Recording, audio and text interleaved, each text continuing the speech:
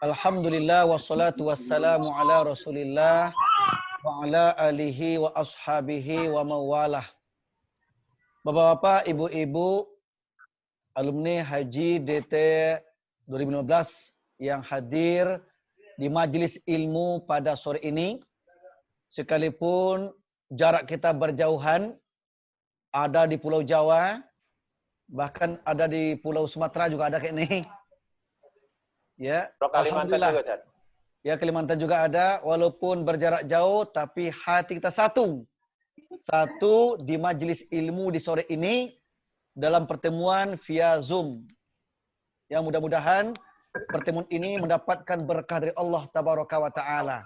Amin, ya Allah. Amin. Di saat COVID-19 ini mewabah, merajalela, di saat itu pula kita muncul sebagai penuntut ilmu syar'i, ya walaupun dalam kondisi apa adanya, ya. Tapi menurut saya ini lebih dari sekalanya. Walaupun jaraknya jauh, kita agak berdekatan, tapi hati berdekatan, kita tetap bisa mengaji. Ini saya rasa lebih dari sekalanya. Ini sarana yang paling empuk untuk mendatangkan berkah dan rahmat Allah Tabaraka wa Ta'ala. Untuk sore ini kajian kita membahas satu tema tentang di balik kemuliaan Ramadan ada tangisan. Nah, ini satu sisi Ramadan penuh kemuliaan datang menjumpai kita. Datang merahmati kita. Datang memberkahi kita. Tapi sisi lain, karena pandemi COVID-19 ini, banyak umat Islam, kawan-kawan kita, yang tidak senasib dengan kita. Di mana tidak senasibnya? Di saat iman kropos, di saat mereka tidak bisa mengaji, di saat mereka tidak bisa ikut kajian, dan juga ekonomi sangat tertekan. Ya, jadi bahaya COVID itu dua hal yang berbahaya sekali. Pertama, COVID itu merenggut keimanan. COVID itu merenggut ketaatan. COVID itu menjauhkan orang dari agama. Tapi juga sisi lain, COVID menurunkan ketahanan fisik. COVID juga menghancurkan ekonomi. Ya, ini pengalaman saya dalam 3 hari ini. Alhamdulillah kita dipercaya dari masyarakat, dari umat, ya, menyalurkan donasi kepada ustadz-ustadz yang kena dampak.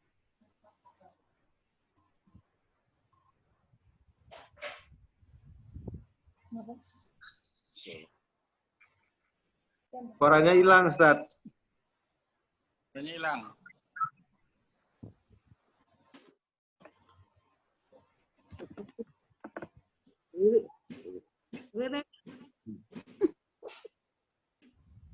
Suaranya hilang. Assalamualaikum Pak Ustadz. Tapi mereka tidak ada usaha. Sehingga kita mendatangi rumah-rumah mereka dalam kondisi yang sangat menyedihkan. Ya, bukan hanya para ustadz, tapi juga ada umat Islam, kawan-kawan kita juga. Jadi saat mereka tidak bisa ke masjid, di saat mereka tidak bisa mendatangi majelis ilmu, tidak bisa juga ikut kajian dengan Zoom karena mereka tidak punya alat yang canggih, nggak punya laptop, nggak punya handphone yang canggih, ya. Di saat itu pula mereka menangis karena ekonomi yang sangat minim. Ya, saya merasakan beberapa hari ini saya ke lapangan langsung, Pak. Bawa mobil dengan kawan-kawan dari Daram, langsung mengantarkan ke rumah-rumah mereka. Ya, alhamdulillah. Kita senang berjumpa dengan mereka-mereka, tapi juga sedih mengingat nasib-nasib mereka. Ternyata banyak para ustadz kita yang kena dampak COVID itu, Pak.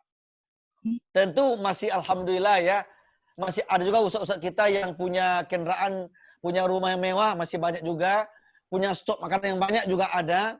Tapi di balik itu juga ada ustadz-ustadz kita yang sungguh kelaparan, Pak, yang butuh bantuan umat. Ya, jadi tema kita di balik keagungan Ramadan ada tangisan dari para ustadz. ada tangisan daripada para umat yang perlu bantuan masyarakat yang mampu. Ya, karena saya tahu persis, saya ke lapangan soalnya Pak. Saya mendatangi rumah-rumah para ustadz itu Pak.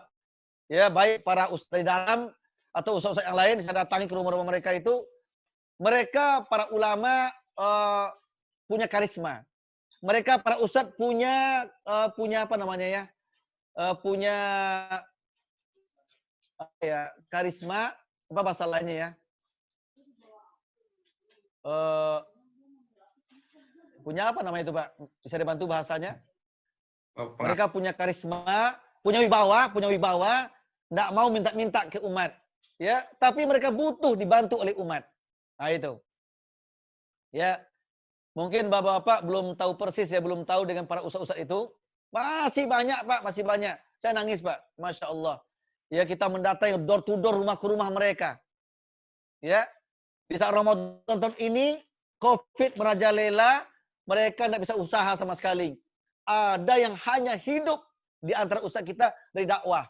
Hanya ada hidup dari mengaji, guru mengaji. Tapi sekarang tidak boleh lagi ngumpul, social distancing tidak boleh, mereka bersama-sama, terpaksa mereka di rumah saja. Ya, di rumah saja. Dalam serba kekurangan. Banyak Pak, banyak sekali. Ya, mereka tidak punya rumah, bahkan rumah mengontrak, anak banyak. Juga ada yang istri 2 sampai 3.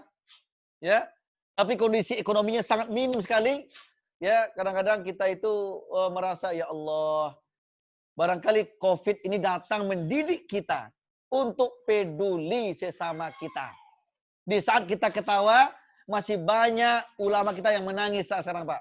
Masih banyak ustaz kita, guru-guru ngaji kita yang menangis. Masih banyak umat Islam yang menangis di keterpurukannya.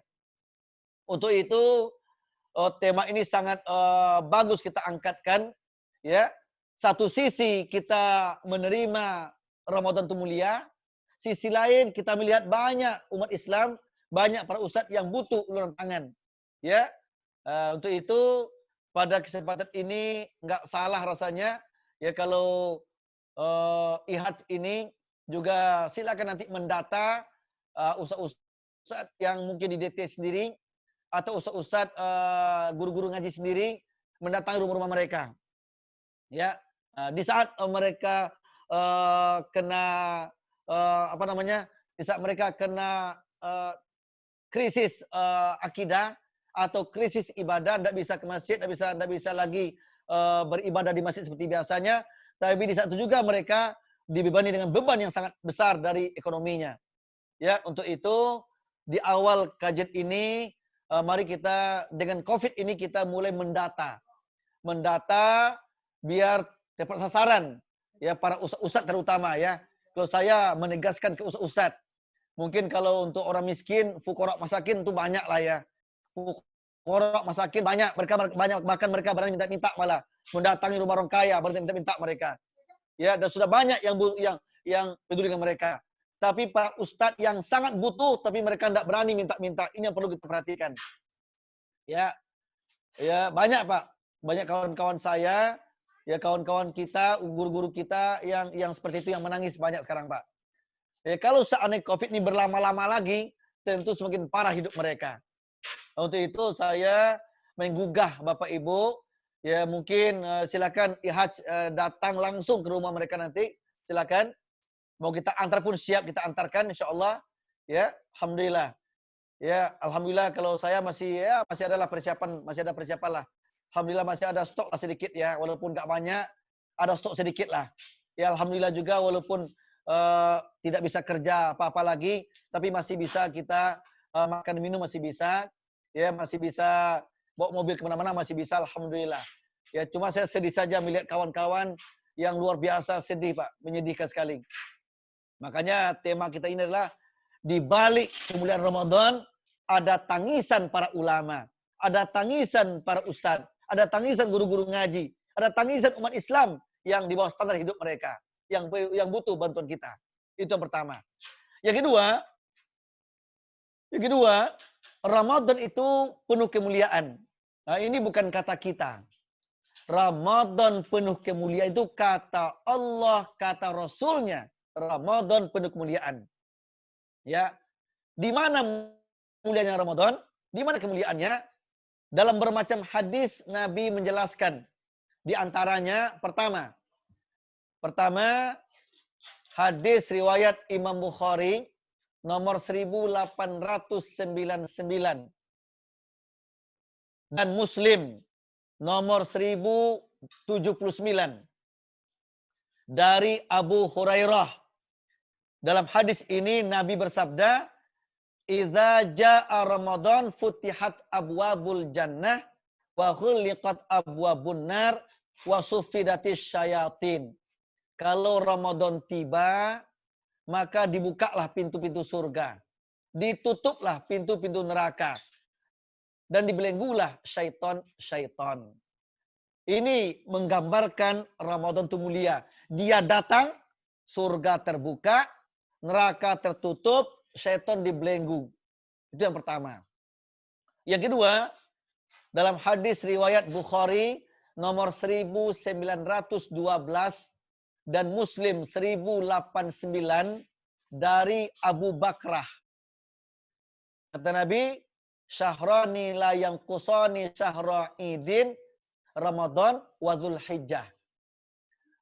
Ada 2 bulan yang disebut dengan bulan raya. Bulan raya kata Nabi.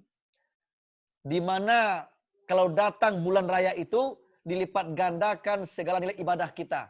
Ibadah kita yang sunnah-sunnah seperti yang wajib nilainya. Ya. Ibadah yang wajib dalam Ramadan seperti 70 kali yang wajib di luar Ramadan. Itu dilipat gandakan nilai ibadah kita. Namanya bulan raya. Apa itu? Pertama Ramadan, kedua Zulhijjah. Jadi Ramadan itu dan Zulhijjah itu bulan raya kata Nabi. Bulan yang dirayakan, yang dilipat gandakan ibadah kita padanya. Untuk itu, mari kita berlomba beribadah mulai yang wajib sampai yang sunnah selama Ramadan. Ibadah selama Ramadan dilipat gandakan nilainya oleh Allah Azza wa Jalla. Kalau infak di luar Ramadan, satu infak bernilai 700 kali lipat, tentu dalam Ramadan berlipat-lipat yang tak terhingga nilainya. Ya, kita sholat sunat di luar Ramadan, ya tentu nilai sekitar sholat sunat. Dalam Ramadan, sholat sunat seperti sholat wajib. Sholat wajib seperti 70 kali yang wajib. Itulah bulan raya. Itulah mulianya Ramadan, dilipat gandakan ibadah kita pahalanya. Yang ketiga, dalam hadis riwayat Muslim nomor 233. Ini Ramadan itu, dalam hadis ini, riwayat Muslim nomor 233 dari Abu Hurairah. Kata Nabi, "As-salawatul khamsu wal jum'atu ilal jum'ati wa Ramadan ila Ramadan mukaffaratun ma bainahunna idza tatabal kabair." Salat yang 5 waktu yang kita kerjakan, Jumat yang penuh ketaatan, kemudian Ramadan yang penuh dengan semangat ibadah, yang 3 ini menghapuskan dosa-dosa yang lalu. Berarti Ramadan itu kemuliaannya apa? Mukaffarat. Sin laundry, ya, penghapus dosa. Sin laundry, penghapus dosa.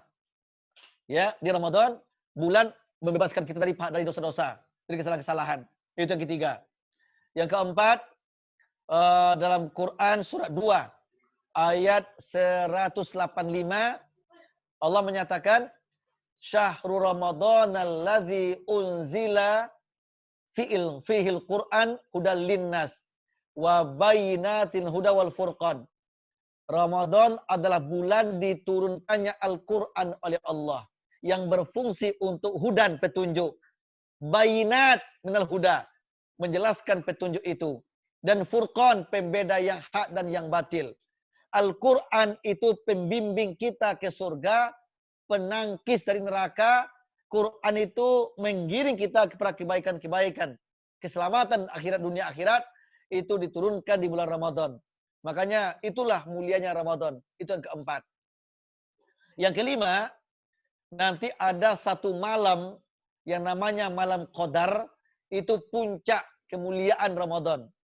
Bahwa ibadah di malam itu hanya satu hari, hanya semalam, nilai ibadah kita itu dilipat gandakan pahalanya seperti beribadah 1000 tahun, 1000 bulan atau 83 tahun. Jadi satu malam ibadah pada malam Qadar nilainya seperti ibadah 83 tahun atau ibadah 1000 bulan. Nah, inilah di antara kemuliaan bulan Ramadan. Ini kemuliaan bulan Ramadan, ya, berdasarkan Al-Qur'an dan hadis Nabi. Al-Qur'an dan hadis yang menjelaskan kepada kita bahwa Ramadan itu penuh kemuliaan yang Masya Allah, yang luar biasa. Di samping itu, ya, melihat kepada arti Ramadan secara etimologi, Ramadan secara bahasa artinya pembakaran. Ramadan berarti pembakaran. Maksudnya, Ramadan itu membakar semua dosa-dosa kita. Ramadan membakar penyakit-penyakit, lemak-lemak, bakteri-bakteri yang merusak tubuh kita. Itulah Ramadan. Jadi, kalau kita mau melihat secara dalam, berdasarkan Al-Quran dan Sunnah, maka Ramadan itu membakar dosa, membakar penyakit-penyakit. Bahkan keyakinan saya, dengan Ramadan tiba, insya Allah COVID itu akan sirna dengan sendirinya. Ya, kita doa sama Allah. Ya mudah-mudahan kemuliaan Ramadan menghapuskan segala macam musibah-musibah, menyingkirkan segala macam virus-virus yang mengancam kita. Kita berdoa sama Allah, semoga nanti Ramadan selesai, Syawal pun tiba, kita kembali sehat lahir, sehat batin, sehat jasmani, dan sehat rohani kita. Ya mudah-mudahan Ramadan tahun ini betul-betul penuh makna. Ramadan tahun ini betul-betul memberikan kita kesan yang positif, yang luar biasa. Terutama sekali apa, Pak? Terutama sekali Ramadan tahun ini amat berbeda dengan Ramadan tahun-tahun lalu. Di mana tahun lalu Ramadan kita banyak keluar. Banyak ke masjid-masjid, ke musola-musola, ke kantor-kantor, kerja, siang malam, petang pagi. Tapi Ramadan tahun ini, ya, Ramadan tahun ini kita lebih fokus di rumah. Di rumah membina keluarga. Masya Allah. Jadi saya betul-betul menikmati Ramadan ini, Pak. Walaupun serba kekurangan, walaupun kita serba terikat untuk cari nafkah, namun saya punya kebahagiaan tersendiri. Apa kebahagiaannya? Kita bisa bersama-sama menikmati Ramadan di rumah tangga. Masya Allah. Kita bisa berbuka bersama, tarawih bersama. Saya menganjurkan ini bapak-bapak haji semua nih. Bapak-bapak haji semua silakan di rumah tangga. Saatnya kita jadi imam di rumah tangga. Ayo. Pak Haji jadi imam. Ibunya, anak-anaknya jadi makmum semuanya. Sampai nanti Idul Fitri. Idul Fitri pun nanti mari kita buktikan. Mari kita Idul Fitri di rumah kita masing-masing. Kita sholat di rumah tangga. Walaupun ada pendapat mengatakan gugur kewajibannya, tapi sangat dianjurkan ya untuk melaksanakan di rumah masing-masing. Ya, nggak apa-apa. Sang bapak mulai khutbah ringkas, khutbah pendek Idul Fitri dan memberikan arahan sama keluarganya. Dan kita imam, ya. Mari kita ambil positifnya. Positifnya corona tahun ini apa? Dengan datang corona kita bisa membina rumah tangga kita, ya, membina anak istri kita, dan bisa kita menikmati makan berjamaah, sholat berjamaah di rumah, makan berjamaah di rumah, buka berjamaah, sahur berjamaah. Masya Allah. Tinggalkan sejenak duniawi, tapi fokus kepada ukhrawi. Ya, jadi saya lebih cenderung mengatakan COVID ini mengajarkan kita betapa nikmatnya berjamaah di rumah tangga. Betapa nikmatnya berkasih sayang di rumah tangga. Inilah Ramadan punya kemuliaan. Ya, di tengah COVID pun tidak hilang mulia Ramadan. Di tengah wabah pun Ramadan penuh berkah tidak hilang. Tergantung kita menyikapinya. Di saran saya jangan berkeluh kesah, jangan sedih, jangan stres. Tapi ya siapa sih nggak stres, Pak? Siapa sih nggak sedih? Ya, nggak bisa ngapa-ngapain, ekonomi berkurang, tapi di saat inilah kita memunculkan iman. Di saat ini kita membuktikan iman kita sama Allah. Diuji dengan kemewahan selama ini, kita bersyukur, alhamdulillah. Tapi di saat ini kita diuji dengan kekurangan. Uji kekurangan dengan yang tidak disenangi, bagaimana kita menyikapinya. Sejauh mana kesabaran kita menghadapinya. Jadi saya meyakini Ramadan tahun ini melewati COVID, Allah sedang menguji kita. Ini sayang Allah sama kita. Saya meyakini, Pak, Allah membuktikan sayang sama kita tahun ini. Di mana sayangnya? Pertama, terhadap hamba yang berdosa, terhadap hamba yang banyak maksiat, Allah menegur mereka. Jangan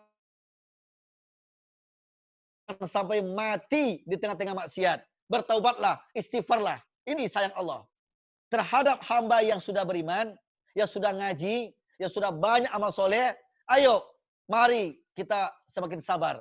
Semakin sabar. Semakin sabar kita menghadapi COVID ini, semakin gugur dosa-dosa kita. Inilah sebenarnya inti dari mulianya Ramadan di tengah-tengah COVID-19, di tengah-tengah banyak yang menangis. Saya doakan, semoga kita semua yang sudah dilatih ketika haji kemarin, dilatih 40 hari di Mekah, bagaimana bermasyarakat yang baik, berteman yang benar, beribadah yang bagus, yang fokus. Mari kita sekarang kita betul-betul nikmati selama COVID ini.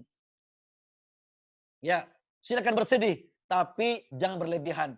Silakan bergembira, tapi jangan muncul kebanggaan. Semuanya Allah mendatangkan kepada kita. Bersyukur ketika kita banyak rezeki, qanaah di saat kita rezeki sedikit, dan bersabar ketika kita tidak punya makanan lagi. Mari kita buktikan. Semoga saya sekeluarga, Bapak Ibu semuanya sekeluarga, Allah berikan kesadaran dan keimanan untuk mampu menghadapi ini semua dengan baik. Sehingga nanti COVID pergi, kita lulus sebagai hamba yang beriman kepadanya. Lulus ujian dari Allah Tabaraka wa Ta'ala. Amin ya Rabbal Alamin. Itulah barangkali untuk tausiah kita. Untuk lebih menariknya, lebih mendalamnya kajian kita, silakan Bapak Ibu diskusi, tanyakan kepada saya hal-hal yang kita tidak mengerti atau hal-hal yang ragu di tengah masyarakat. Ya, silakan.